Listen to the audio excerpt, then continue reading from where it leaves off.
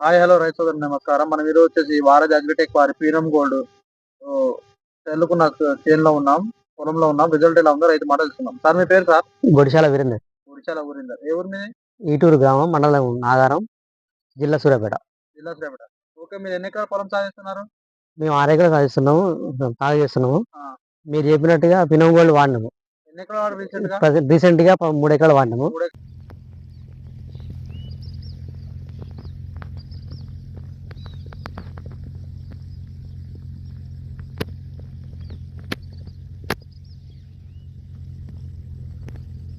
Result అయితే బాగుంది. అంతకుముందు మేము పినమ్ గోల్డ్ వాడే ముందుకు కూడా ఆ, ఎర్రగా ఉండే వర్షాలు.